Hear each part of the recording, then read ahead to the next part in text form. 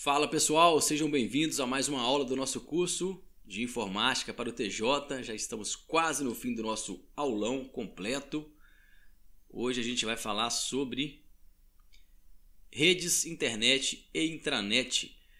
O pessoal recebeu aí, está no link da descrição do último vídeo, e nos demais eu fui lá e postei o link para baixar essa mini apostila aqui, que é o resumo das aulas. Ela foi postada até aqui, ó. Daqui para trás já estava pronto. Bom, e quem não baixou, tá no link da descrição desse vídeo e dos vídeos anteriores do curso do TJ. Agora a gente vai para o item redes, internet e intranet, tá aqui. Esse aqui é o conteúdo que a gente vai estudar agora. Separei aqui em 5 partes, 1, 2, 3, 4, 5 partes. E a gente vai começar com a definição de redes, internet e intranet, noções básicas, redes de computadores, internet e intranet. Bom, para começar então, como lá no edital fala que a gente tem que saber as noções básicas, conhecer as noções básicas de redes, eu trouxe aqui a seguinte definição.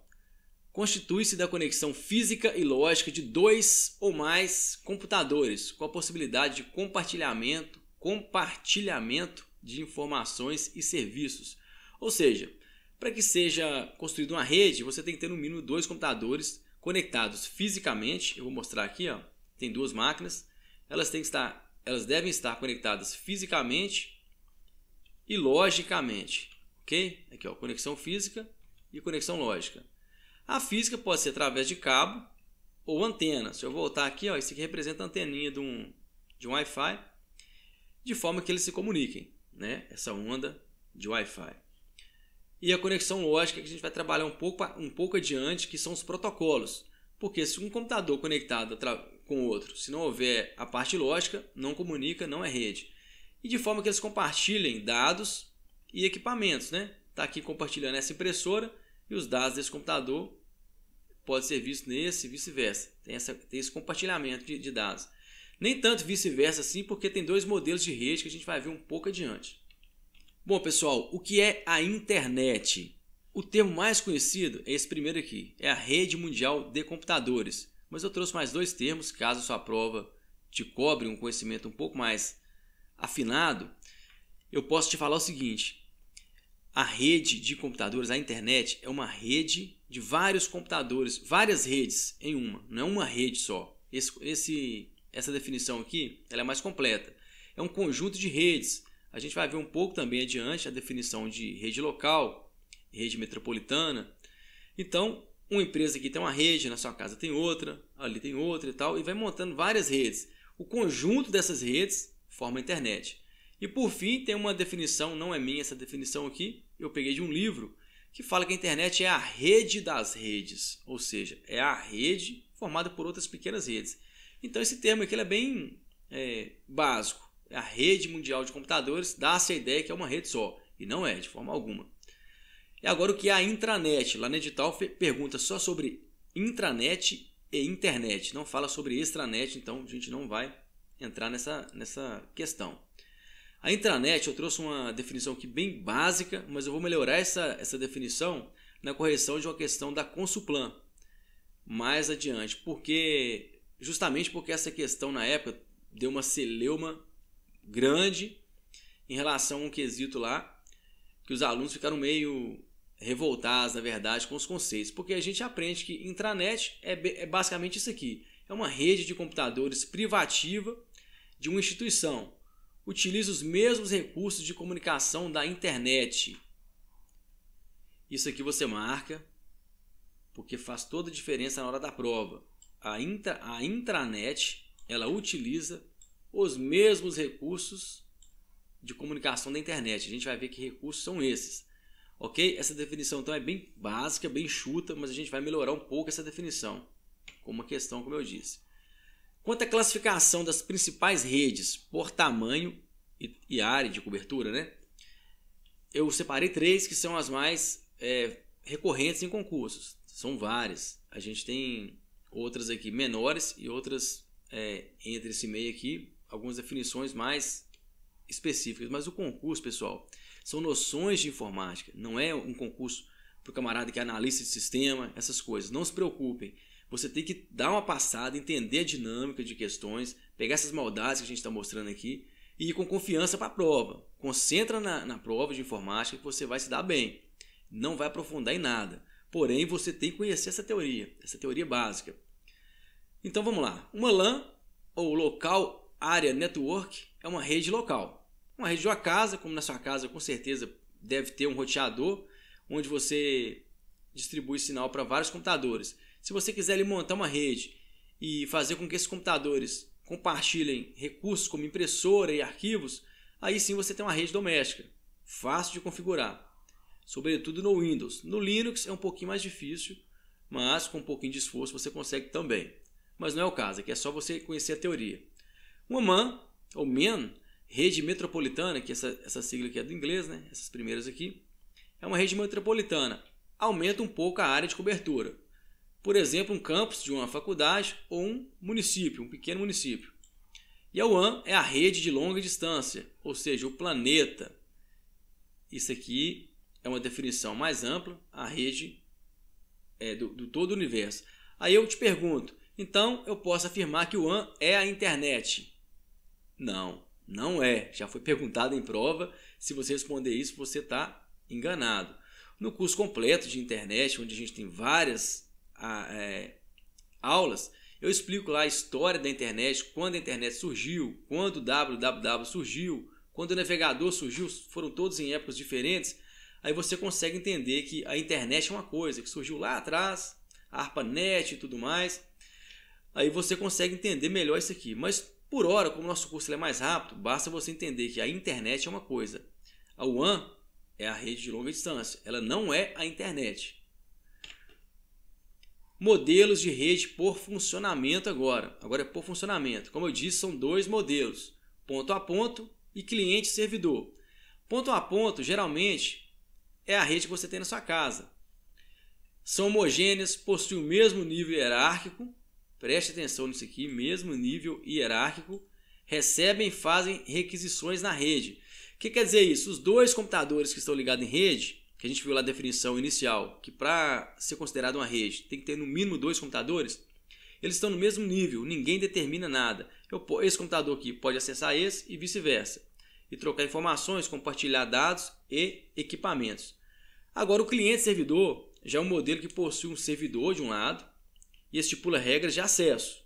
Você acessa mediante regras. Ele recebe requisições dos clientes da rede.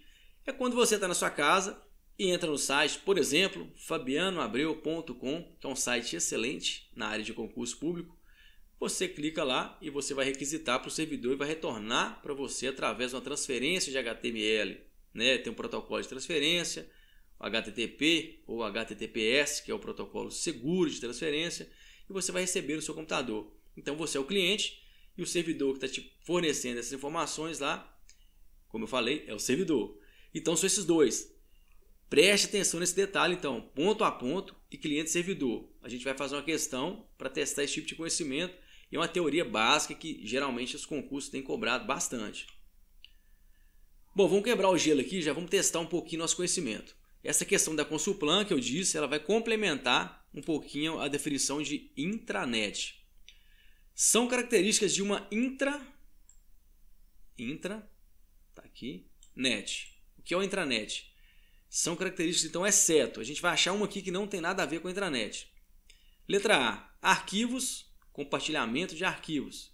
Podemos aceitar como verdadeira, porque a intranet a gente viu que é uma rede corporativa e nada mais útil do que compartilhar arquivos dentro da sua rede ali, da intranet. Unificação. Unificação de informações para todos os membros de uma empresa, não importando a sua localização. Essa aqui que deu discussão. Eu vou continuar, depois eu volto nesse aqui para explicar um pouquinho. Agilidade. Disseminação de informações, procedimentos e processos realizados de maneira instantânea. Tranquilo também. Você pode disseminar ali informações através da sua rede, da sua empresa, intranet, e de maneira instantânea. Todo mundo que está na rede ali tem os privilégios adequados para tal, vão acessar essa informação. Porque percebam que a introdução aqui, ela só fala o seguinte, são características de uma intranet. Não define o que é uma intranet, a definição seca. Mas tudo que norteia a definição de intranet a gente tem que aceitar como verdade. Esse tipo de questão é o que eu sempre falo para os alunos, que você tem que ler com calma e imaginar o que a banca quer cobrar de você, que tipo de conhecimento. Porque se você for esmiuçar demais, ficar parando na mesma letra A aqui, por exemplo, e ficar lendo sem passar para as demais, acaba que você fica preso e não consegue interpretar a questão num todo. Então vai lendo com calma que a questão errada ela vai aflorar aqui de uma vez, ela vai destacar para você aqui. Letra C, já foi?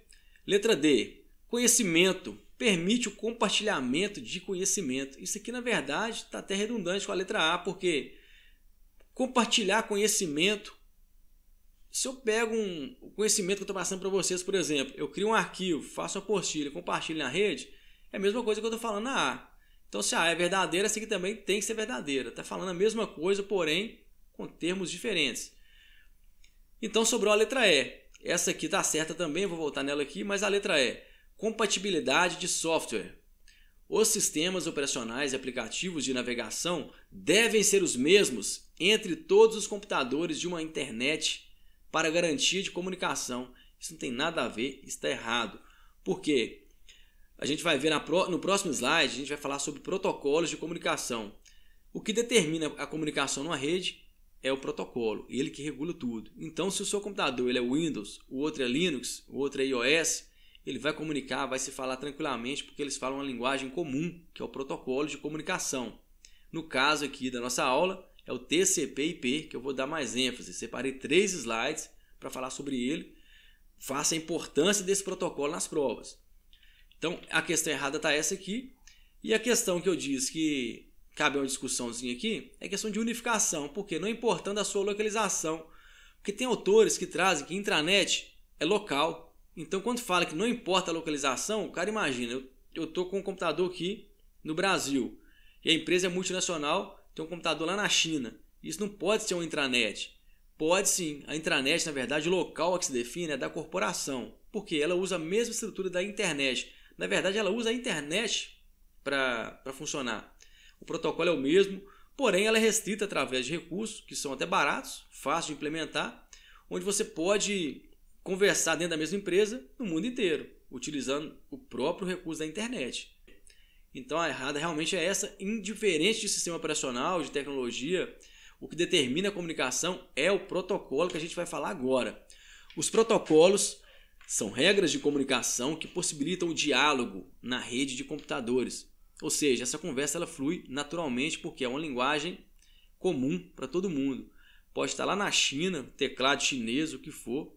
Você manda um e-mail da China para o Brasil, ele vai chegar e indiferente se você está com um smartphone, você vai acessar, indiferente disso. O protocolo que define isso. São eles os responsáveis pelas conexões, transferência de dados e compartilhamentos de informações entre computadores, indiferente da plataforma dos sistemas envolvidos. Aqui a gente fecha a questão de protocolo. Nem tanto que eu tenho mais 2 slides para a gente detalhar agora as camadas, que é bem tranquilo. Uma questão aqui para a gente dar mais uma amaciada no neurônio. Analista de processos organizacionais. A internet usa um modelo de rede baseado em requisições e respostas. Essa tá fácil, né, galera? Isso aqui nós acabamos de ver. É o seguinte: requisições e respostas. Quem faz a requisição? O cliente, justamente. O cliente faz a requisição. E quem responde é o servidor. Por isso, então, é um modelo de rede cliente-servidor. Passamos direto aqui, ó. Tá bem fácil. Depois que você lê a teoria, como eu falei, não tem nada profundo aqui. Você lê uma vez, na hora da prova você acerta. Agora eu vou dar uma dica para você que é concurseiro. Se você ainda não é aquele concurseiro profissional, tá aqui batalhando para aprender, estudar e acelerar seu processo. Pessoal, eu tô vendo que eu tô postando aqui vídeo, tem hora que é 2 horas da manhã, 1h30. E o pessoal já dá um like, já compartilha, já posta comentário nesse horário. Tome cuidado com o sono. O sono é uma das principais ferramentas para te auxiliar na absorção da sua informação. Você estuda, quando você dorme e atinge aquele sono profundo e descansa, realmente aquilo que é importante, que você mostrou para o seu cérebro que é importante, ele vai armazenar. Então, principalmente nessa reta final, dá uma descansada. toma lá seu chazinho para dormir, descansa, relaxa, porque se você ficar muito cansado na hora da prova, você vai estar estressado, sobrecarregado, a sua capacidade de resolução pode cair. Então, faça revisões, não deu tempo de ver tudo, paciência, tente dormir, tente descansar e chegar bem alimentado na prova, mas durma. Um dos melhores remédios para a vida inteira é dormir. Você dorme, você recupera sua energia vital para todas as coisas, tranquilo? Não quer dizer que você não possa estudar de madrugada. Eu gosto de ficar até de madrugada e tal, mas depois eu tento recuperar esse sono. Tranquilo, pessoal? É só uma dicasinha. Então, fechamos, é a cliente-servidor. Vamos aqui para o slide agora. Um slide riquíssimo em informação. Eu inverti aqui a questão da explicação, porque inicialmente, eu iniciava a aula de TCP/IP, de protocolo, com esse slide aqui. O pessoal ficava louco, perdido e não entendia nada. Agora que você já entendeu o que é uma internet, o que é uma intranet, que a informação ela é feita através de protocolo, a gente vai entender agora as camadas desse protocolo. Fica mais fácil entender. A prática me levou a concluir que dessa forma você fica mais tranquilo para absorver isso. Então é o seguinte, a conversa na internet, quando eu mando um e-mail para você, por exemplo, quem já clicou no download aqui, digitou o e-mail lá, recebeu o material das aulas anteriores. Como que isso acontece? A partir do momento que eu escrevo o e-mail e mando para você, tudo na informática, como a gente viu lá na aula 1 de hardware, que a gente estudou camadas, sistema operacional, hardware, sistema operacional e aplicações estavam por cima. É a última camada que o usuário tem acesso. Então, isso aí já é uma dica fundamental para esse tipo de coisa. Todo protocolo que você conhece, que você já, às vezes você tem até acesso, que esse aqui, ó, você digita lá no navegador HTTP, ele é de alta camada, está lá na camada de aplicação, ou seja, aplicativos, aquilo que você, usuário, tem acesso. Então, na hora de separar isso aqui, costuma cair questões de você relacionar a camada com o protocolo. Você tem que entender o seguinte, a camada mais alta, sempre, na informática é sempre assim, as camadas mais altas são de acesso ao usuário e as mais baixas do hardware, é aquela que você nem entende o que acontece, são zeros e uns lá embaixo. Esses aqui você consegue, quando você vai configurar e-mail, você consegue manipular isso aqui. No Gmail, por exemplo, você vai lá em configurar suas contas, vai aparecer isso aqui. Eu tenho uma coisa que eu utilizo, por exemplo, que eu tenho vários e-mails. Eu concentro todos em um só. Essa configuração, às vezes, pede para a gente configurar lá o SMTP, o IMAP. É coisa que o usuário faz. Então, quanto mais alta a camada, você relaciona com o usuário. Vai estar na camada de aplicação. Aí você associa com o quê? Aplicativos. O que é um aplicativo? Nada mais é que um programa. Vamos lá entender a camada então. A camada mais baixa é o hardware. Está aqui embaixo. Ethernet, FDDI. Esse aqui quase não cai. Mas a camada Ethernet, você tem que saber que a rede, a sua placa de rede, aquele cabo que você conecta lá atrás do computador, sua plaquinha de rede está na camada mais baixa, camada de rede. Aí você sobe uma camada, é a camada de internet. Fácil demais, porque a internet tem lá o IP, que é o protocolo da internet, tem esses outros aqui, ó, que quem consegue acessar um roteador e configurar algumas regras NAT, até para acesso remoto de câmeras, você consegue também, através do roteador, trabalhar com esses protocolos aqui. Aqui está a definição deles. Protocolo de comunicação utilizados para endereçamentos e encaminhamentos dos dados. IP, endereço virtual. ARP, hardware e placa. Isso aqui fica um pouco mais confuso para quem é iniciante. Eu não vou nem aprofundar muito. Entendam que a organização das camadas, entenda da aplicação, dê uma lida, faça um print nessa tela aqui. Tente captar pelo menos essa camada de aplicação e os protocolos, porque a descrição, geralmente as provas de nível básico não cobram descrição muito a fundo, mas se você entender que são 4 camadas, que é a pilha de protocolos TCP/IP, e qual protocolo tem qual camada, geralmente você mata todas as questões. E eu vou corrigir uma questão daqui a pouco, presta atenção no que eu estou falando. Calma, respira, isso aqui não é bicho de 7 cabeças. Daqui a pouco, na hora que eu terminar de explicar e o próximo slide vai fechar, que você vai falar assim, não é isso? Fechei a prova, tranquilo? Então vamos lá. Camada de rede é a mais baixa, pulei para uma camada de cima. Internet, agora a camada de transporte. Essa é fácil. TCP e UDP. Segmenta o conteúdo das mensagens em pacotes. Abre e fecha os pacotes. Tudo que você envia, ele vai fechar pacote e vai encaminhar.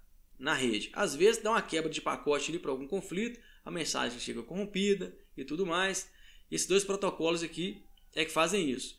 Esse aqui é o mais sofisticado e mais lento, que é o TCP, e o UDP é um protocolo muito rápido, utilizado principalmente para vídeos, porque se perde uma informaçãozinha do vídeo, você vai perceber só um piquezinho, ou talvez nem perceba a olho nu que deu alguma falha, mas vai chegar para você o vídeo.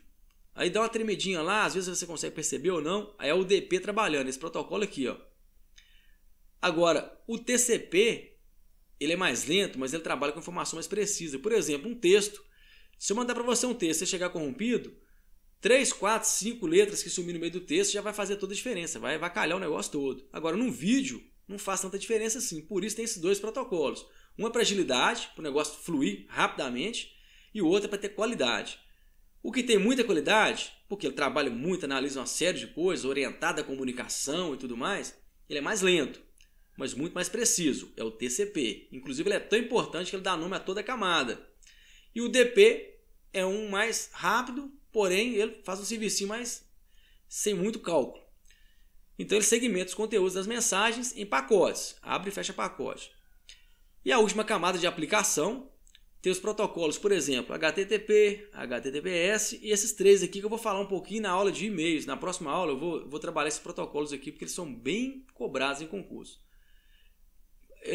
Esse aqui eu não vou ler agora, esse de cá, da descrição, porque o próximo slide vai explicar assim de forma mais clara. Se eu não me engano, são 4 slides só para isso. Mas a gente acabando isso aqui, a gente viu praticamente 90% da matéria do que cai em prova. Então, as demais ali, talvez com seu conhecimento empírico no dia a dia, trabalhando com computador, já te ajuda a resolver. TCP/IP, então, é uma pilha de protocolo. Ela pega dois protocolos aqui, que é o TCP, que é o mais tecnológico, e o IP, que é o protocolo da internet. E esses dois protocolos dão nome a toda a pilha, ou seja, um suíte de protocolos. Esta pilha de protocolos é importantíssima, então vamos montar uma mnemônica para facilitar na hora da prova. O que acontece? A primeira camada é que você tem acesso, é a de aplicação, letra A. A segunda de transporte. A terceira, internet. E a última, rede, a quarta. Olha o que formou aqui, Rita. Na verdade, começando de baixo para cima, você tem a palavra Rita. Se perguntar na sua prova essa questão de conceito de rede, que isso aqui está tudo em conceito de rede, você lembra da Rita. De baixo para cima você coloca. Rede não tem como você errar, pessoal. A matéria já chama rede e internet. A primeira palavra é rede. A outra é internet. Você tem que lembrar que na internet o pacote ele é transportado de um lado para o outro. E através de quê? De uma aplicação, um aplicativo. Você usa, por exemplo, ou navegador, ou talvez até seu instalado na sua máquina. Mas geralmente hoje todo mundo usa o webmail, que é um Gmail, Yahoo, Hotmail. A gente não usa instalado na máquina. Mas tem uma aplicação envolvida, então é muito fácil de lembrar isso. Com isso aqui você fecha assim, de maneira muito clara o que é uma pilha de protocolos. Uma coisa que o pessoal acha bicho de 7 cabeças.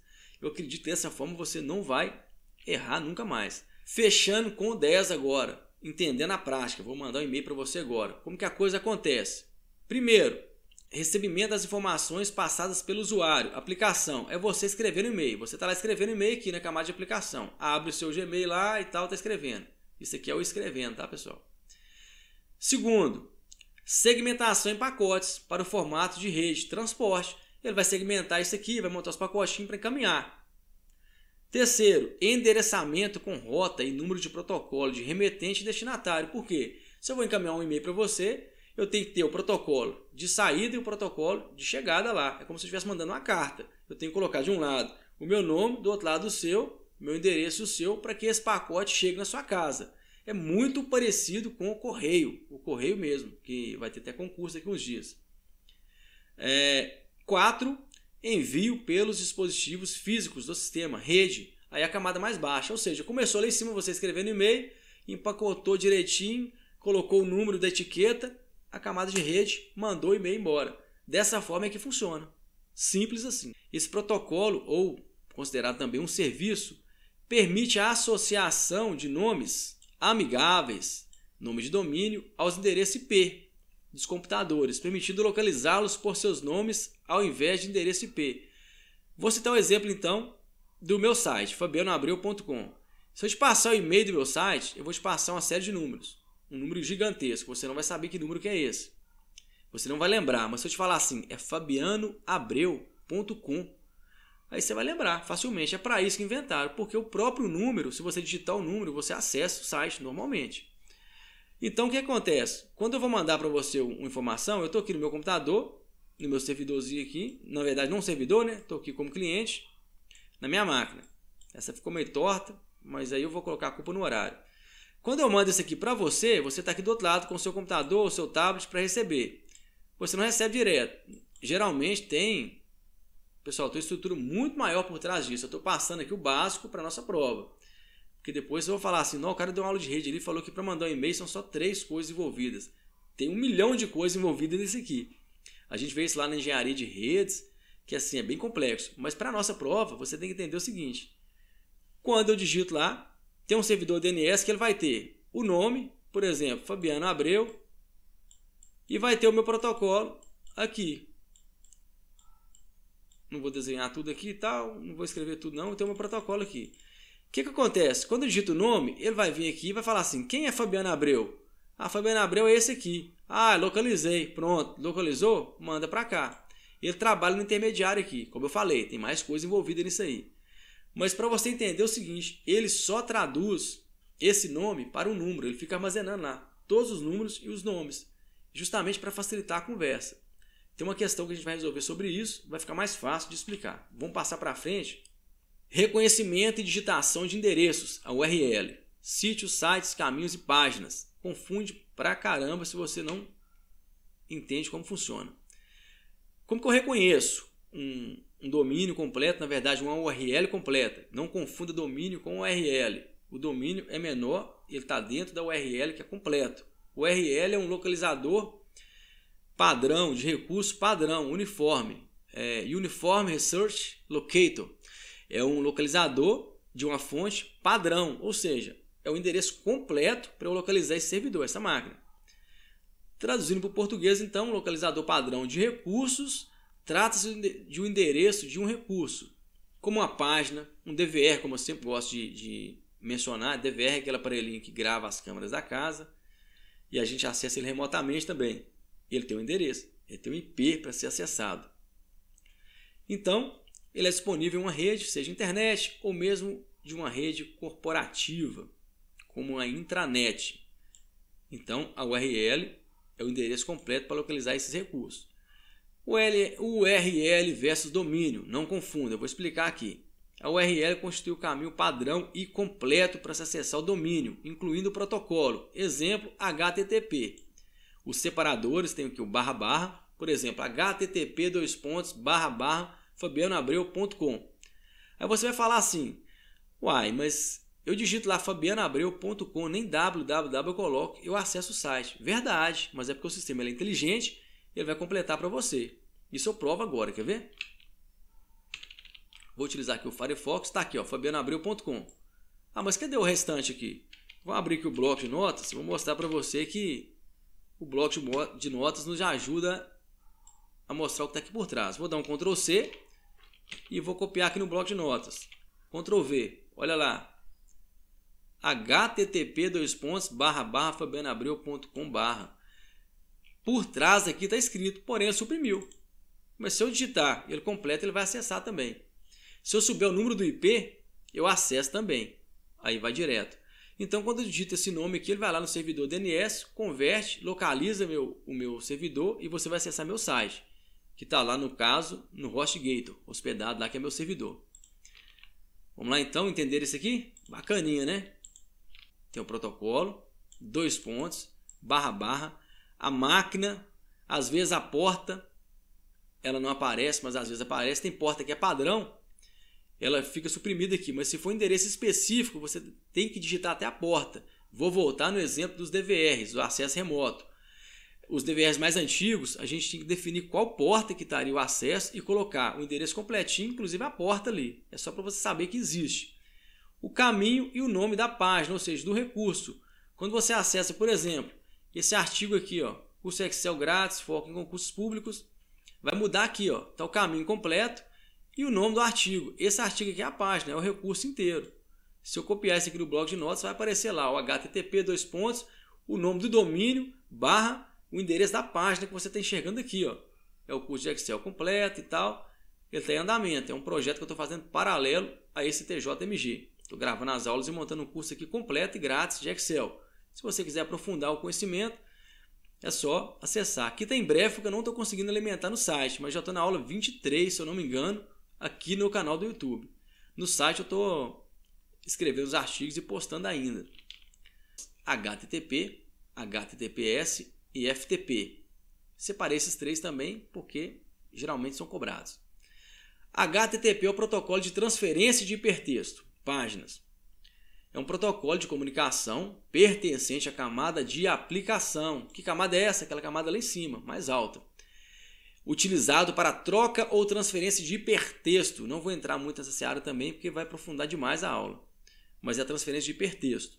No curso completo eu falo mais sobre isso, mas vamos passar direto. Aqui aumentou o S, que é o protocolo seguro, que é o SSL, um protocolo de criptografado, mais seguro. E o FTP é um protocolo de transferência de arquivos. Só anotem isso. Se perguntar, você tem que saber o que é. Não esquenta a cabeça com mais nada. Vamos lá então, se o pessoal está sabendo. No contexto da internet, é o responsável pela transferência de hipertexto. Essa ficou fácil, né? Acabei de explicar cá a questão, você não vai errar. O que transfere hipertexto? Possibilita a leitura de páginas da internet pelos programas e navegadores. Transferência de hipertexto, olha aqui. Hypertext Transfer Protocol, protocolo de transferência de hipertexto. É esse aqui. POP, SMTP é de e-mail, TCP a gente viu lá, o nome da camada, é aquele protocolo ágil, esperto. E o FTP a gente viu aqui no anterior, é de transferência de arquivos. Então é o HTTP mesmo. Mais uma, fácil também. A web permite que cada documento na rede tenha um endereço único. Foi até redundante, né? Um único endereço. Indicando os nomes do arquivo. Eles inverteram aqui, olha. Colocaram primeiro o arquivo, que está lá no final da URL. Diretório e servidor. Bem como o método pelo qual ele deve ser requisitado. Ou seja, qual método que é? O protocolo, aquele nome completo da URL. Esse endereço é chamado de URL. DNS a gente viu que é o Domain Name System, sistema de domínio de nomes, resolve os nomes. FTP a gente já viu, TCP/IP também, e MAP a gente vai ver na aula de e-mail. Esse aqui é um dos 3 protocolos utilizados na configuração de e-mail. Na verdade a gente viu lá na pilha de protocolos, mas a gente vai corrigir questão de prova na próxima aula. Uma página web é obtida na internet por meio do endereço URL, que basicamente indica Isso aqui é uma questão de prova, tá, pessoal? Falhou aqui o nome da banca, mas é uma questão de concurso. Protocolo, sim. Nome do computador. Quando fala nome do computador, o pessoal confunde isso aqui em sala de aula. O nome do computador, pessoal, é só o IP dela.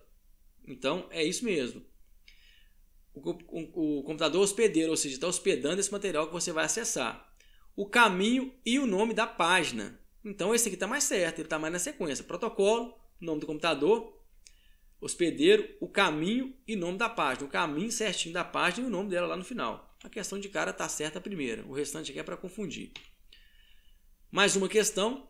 Dentre os diversos protocolos utilizados pela internet, é correto afirmar que o DNS Essa é muito fácil, né, pessoal? O DNS ele vai resolver nome em protocolo. Ele vai pegar o seu nome e vai transferir ele para número para você ser localizado na rede.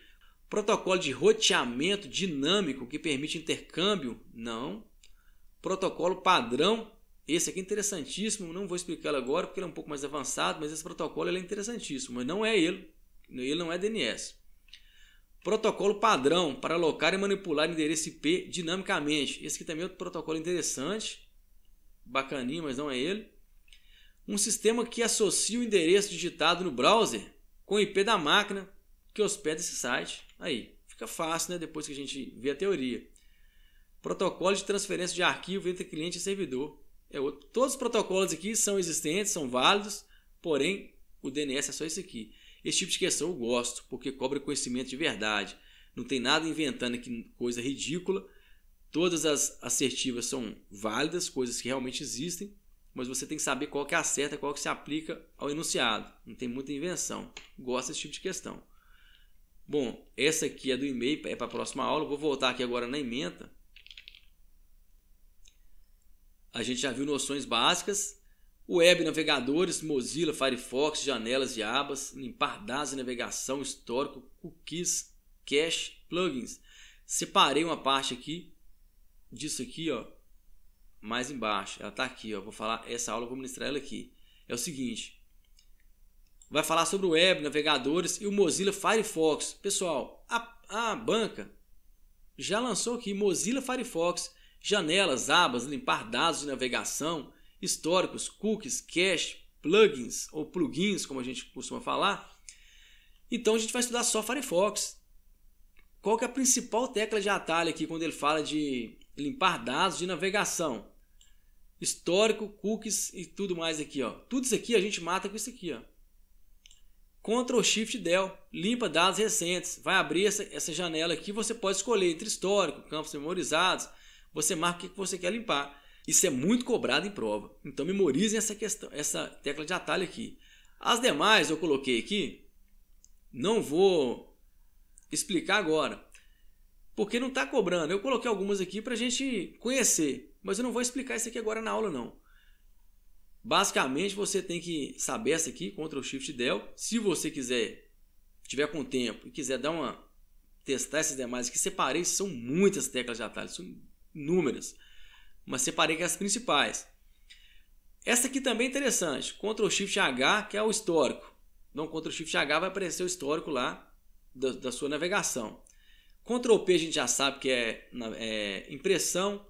H vem de histórico, não dá para errar. Ctrl T abre uma nova guia. Ctrl Shift P, janela privada. Esse aqui eu trouxe porque é interessante. Às vezes você não quer deixar histórico gravado em nada, você dá um Ctrl Shift P, você abre uma janela privada. É basicamente isso aqui, ó. Ctrl Shift P. Navegação privativa com proteção contra rastreamento. Quando navega uma janela privativa, o Firefox não salva páginas visitadas, pesquisas. Isso aqui é uma questão de prova pronta. Memorize isso aqui que pode ser que cobre na sua prova lá. E para fechar, isso aqui é uma janela e a aba é o Ctrl T. Você abre a aba aqui, ó. Quero navegar entre aba, tem as teclas de atalho, né? Ctrl Shift Page Up, Page Down. Está anotado ali, Ctrl Shift Page Up e Page Down, você navega entre as abas. Utilizando o navegador Firefox, responda: qual das alternativas abaixo apresenta a tecla de atalho que permite ao usuário pesquisar o histórico dos sítios acessados recentemente? Essa é fácil, né? Ctrl J é download, essa eu uso bastante. Acaba de fazer um download, dá um Ctrl J lá, ele vai mostrar aqui, ó, biblioteca, downloads, tá vendo? Ctrl J, download. Ctrl D, favorito, tá aqui embaixo, ó, tá aqui em cima, quer dizer. Ctrl P, print, não muda nada, é impressão. Ctrl H, histórico. E Ctrl T, novas abas. Fechou então, essa aqui é Ctrl H. Essa questão aqui, ela é um tanto longa, não vou corrigir essa questão agora, a aula vai ficar longa demais. Se o pessoal quiser, eu disponibilizo esse material aqui, você dá uma analisada nela lá, com base na teoria vocês resolvem. Porque eu teria apenas que mostrar a resposta aqui. Mas é muito fácil, essa questão aqui ela é muito fácil. A vantagem dela é que ela vai definir ainda mais a questão da intranet e internet. Não vai acrescentar tanto mais para a nossa aula não. Como a gente está sendo bem direto, não vou corrigir essa questão aqui. Mas como eu disse, se o pessoal quiser, eu disponibilizo também para download. Vamos ver essa aqui. Essa já foi corrigida. São características de uma intranet, exceto. Bom, pessoal, a gente fechou. Na próxima aula a gente vai trabalhar correio eletrônico e segurança da informação e tecnologia. Estou tentando gravar uma aula por dia, fiz esse compromisso aí. Estou conseguindo cumprir também. Vamos ver se eu consigo amanhã novamente, porque o pessoal que já me segue há mais tempo sabe que eu sou funcionário público há mais de 10 anos, bem mais. E eu tenho minha carga horária lá para cumprir. Então, tem dia que agarro o serviço, não dá para fazer tanta coisa. E tem outros fatores também, né? Mas estou fazendo o possível para ajudar. E se você quiser me ajudar, pessoal, deixa seu like, Compartilhe nossas redes sociais, divulgue nosso trabalho, porque o objetivo é ajudar. E quanto mais pessoas a gente ajuda, melhor. Aqui no site fabianoabreu.com tem aqui as redes sociais, você pode ir lá se cadastrar no Instagram, YouTube, Facebook, curtir nossa fanpage que é nova, está começando agora. Lancei lá para publicar material, para alcançar mais pessoas. Então você me ajuda bastante divulgando nosso conteúdo, que é essencialmente grátis. Tranquilo? Vai dormir então, descansa a mente para absorver o conteúdo.